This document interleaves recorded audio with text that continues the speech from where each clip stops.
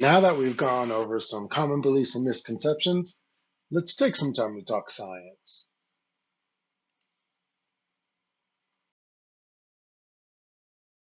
First, some vocabulary. First off, we're going to be using cannabis as the main way we refer to substances in this module. Cannabis refers to all products you can get from the cannabis plant. You might hear it more colloquially referred to as weed or marijuana, which typically refers to products higher in THC and used to get high. THC, or bear with me, tetrahydrocannabinol, and CBD for that matter, are what's known as phytocannabinoids, or chemical substances from the cannabis plant. They mimic endocannabinoids, which our bodies produce naturally to help us deal with pain, stress, or threats to the immune system.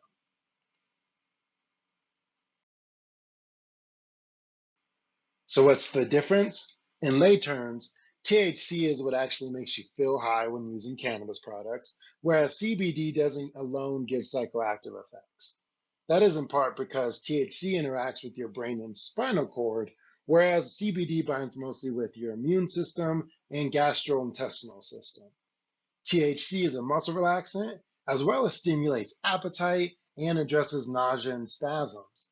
CBD, on the other hand, is an analgesic, meaning it can relieve pain in the body. Something to note, the more CBD content that is in a cannabis product, the less THC content there tends to be, and vice versa.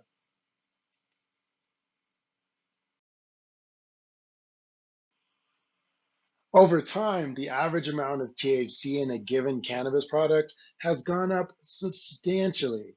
Forget going back as far as the 70s. The weed we know today tends to have much higher content of THC, or that psychoactive component, than the weed from even the mid to late 90s. This chart that you're seeing on your screen shows that difference. There was about an average of 4% THC content in weed products in 1995 versus an average of 12%, more than double, in even 2014. The rise of legalized weed from dispensaries has also seen an increase in high THC content cannabis products available on the market.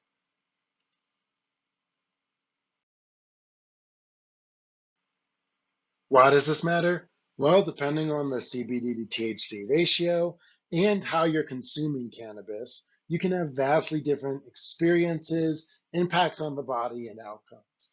For instance, the way you take in weed is going to have a pretty large impact on things like how long the psychoactive effects last, how fast it kicks in, and how your body breaks them down.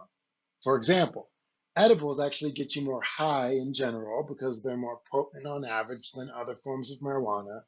Less heat is required, and they're metabolized in the liver first versus the lungs. So, knowing how you would take it and what that means is super crucial in deciding whether cannabis is something you want to do in the first place and what that looks like in your life.